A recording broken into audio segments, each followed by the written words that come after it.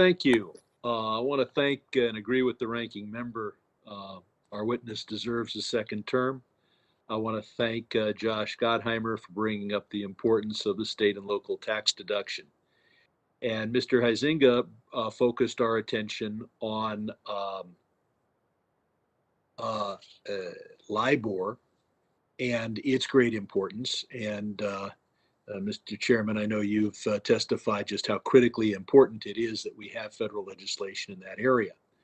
I do want to correct any misconceptions about the legislation that I'm proposing. It is not the purpose of the federal government to impose SOFR on any institution anywhere in the country that writes a good instrument and specifies whatever rate they want. I'm old enough to remember that most mortgages that were adjustable were 11th district cost of funds, if they want to, whatever they want to use. The question is, do we want to have a voluntary system where the instrument doesn't specify what rate to use? And if voluntary means, well, the creditor volunteers one rate and the debtor volunteers another rate, then my friends in the trial lawyer field will have a heyday. So the focus here is not to force anything on anybody if they draft an instrument that specifies what they want. But if they have an instrument that from which no one can determine what is the amount of interest to be paid, we need to provide that answer. We have to do it in a way that we are not indicating that SOFR is the standard to be used in instruments going forward. It is not the federal rate. It is not the preferred rate. It is not the rate that small banks will choose to use in many cases in their instruments in the future.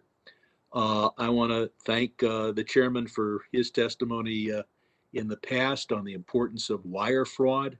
I'm disappointed that you're not moving toward a payee named system for wire fraud, but I'm pleased that you're looking at other ways to make sure that we don't have people who wire their money to account 1, 2, 3, 4, 5, thinking it's going to the person they're buying a house from, and instead it's going to a Nigerian prince. I want to applaud the Fed for consistently year after year remitting 50 or $100 billion to the federal treasury in effect profit. And I know that this is unintentional. I think you should focus on it because it is very important. As to Fed currency, a federal digital currency, Chairman Powell, is it the intention that any such currency would have fully implement the Know Your Customer and anti-money laundering standards? So we're at the very early design stages, but the answer to your question is going to wind up being yes. Good. And you've said that that crypto wouldn't wouldn't become a currency. Crypto means hidden, and that is the great advantage that cryptocurrencies will have over a federal digital currency, because they are designed to be crypto, hidden from the U.S. government, especially the IRS. And of course, that pleases what I call the anarchist pseudo-patriots, who half the time are telling us that the federal government needs to enforce laws and have a strong foreign policy and enforce our sanctions and achieve our national security goals without deploying our troops.